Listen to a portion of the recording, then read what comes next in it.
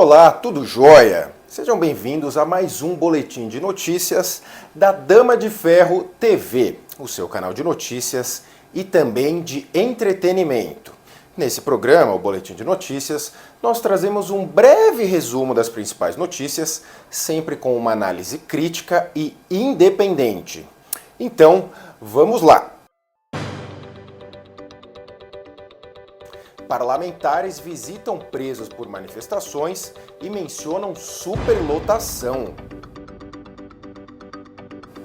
Gilmar Mendes atende Lula e suspende ações judiciais contra decreto que veda acesso da população às armas de fogo. Ministro da Fazenda Haddad conta mentira com muito amor e muita democracia. Parlamentares visitam presos por manifestações e mencionam a questão da superlotação. Um grupo de parlamentares da oposição esteve no complexo penitenciário da Papuda, em Brasília, para verificar a situação de 610 homens presos depois das manifestações de 8 de janeiro. Em nota, o grupo de senadores e deputados, encabeçado pelo líder da oposição no Senado, o Rogério Marinho, do PL do Rio Grande do Norte, disse que a penitenciária tem capacidade limitada para atender a grande quantidade de presos, que cresceu mais de 60% a partir do dia 9 de janeiro, com as prisões relacionadas aos atos de 8 de janeiro. Olha só, todos seguimos perplexos com a manutenção da prisão dessas pessoas no país em que a Suzane Richthofen está solta. Está gritante que foram desrespeitadas várias garantias legais. Em todo tipo de caso no Brasil, os indiciados acabam respondendo ao processo em liberdade. Mas no caso dos chamados golpistas de estilingue, a lei é dura. O ministro dos Direitos Humanos, que é o criador do teorema do racismo estrutural, o Silvio de Almeida, não deu um pio sobre essa situação até agora. As ONGs de direitos humanos, que adoram aparecer culpando a grande polícia brasileira por tudo, também não deu as caras. E se não fosse a atuação dos advogados de direita do Brasil, aliás, sigam eles no Twitter, é @moveadvdireitabr. Se não fossem eles, a situação poderia estar ainda pior do que quando os presos estavam no chamado Lulag, que foi quando eles ficaram trancafiados num ginásio. Olha só, é evidente que quem quebrou tudo lá nos Três Poderes tem que ser punido. Agora, aquilo ali foi vandalismo puro e simples.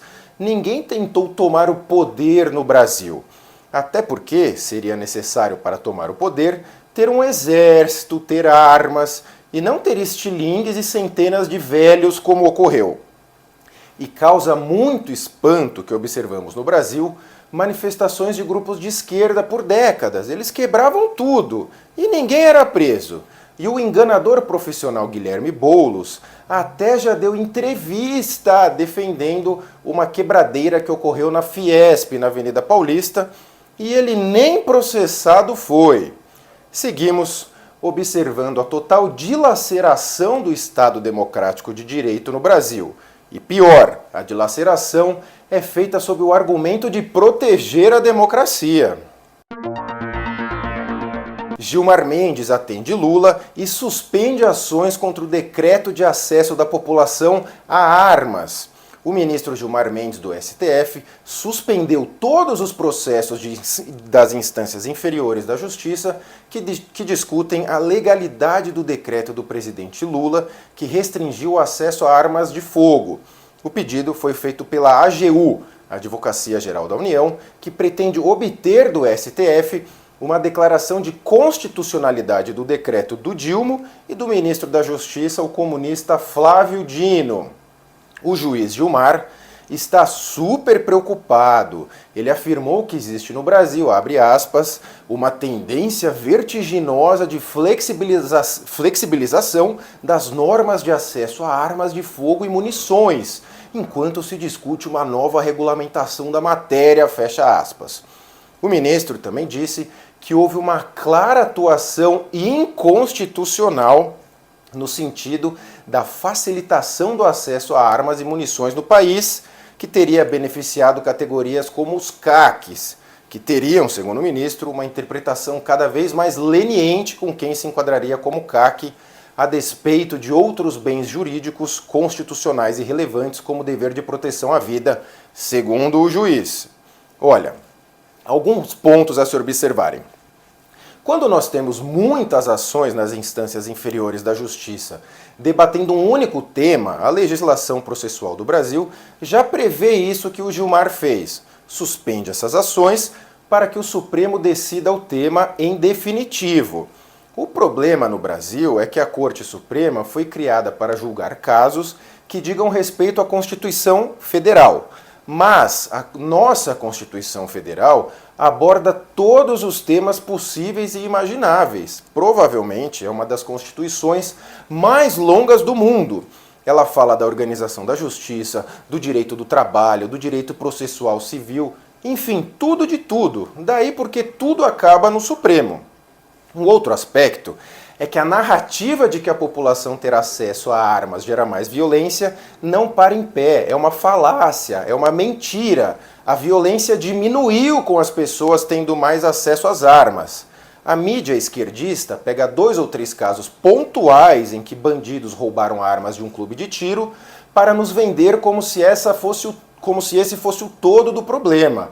O PCC, o Comando Vermelho e as outras facções não roubam armas dos cidadãos e dos CACs. Eles têm acesso direto na fonte.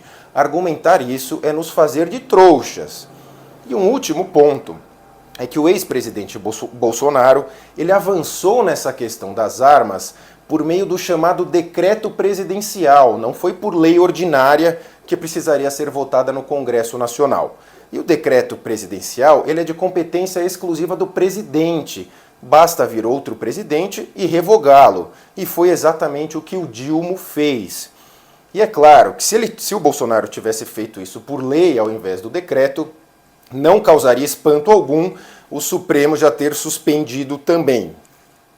Bom, a questão das armas, como tanto frisado pelo ex-presidente Bolsonaro, é somente fazer valer o que a população decidiu no referendo sobre o tema, e nada mais. A população brasileira foi feita de trouxa. Convocou-se um plebiscito, a população votou em ter acesso às armas, mas o governo petista não aceita o resultado e quer ludibriar a população. Lamentável! O ministro da Fazenda, Fernando Haddad, conta mentira com muito amor e muita democracia.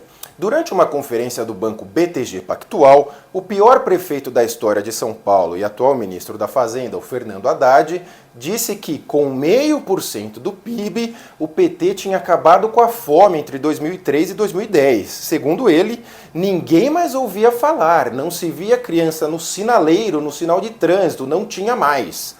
Ainda, segundo o pior prefeito da história de São Paulo, hoje temos 1,7% do PIB sendo gasto no social e não se consegue resolver o problema. Olha, diante da mentira, mas fica calmo porque foi uma mentira com muito amor e muita democracia, tá? O deputado Deltan Dallagnol, do Podemos do Paraná, acionou a AGU pedindo providências. Mas, já te adianto aqui, vou te contar um segredo, a AGU não vai fazer nada, tá?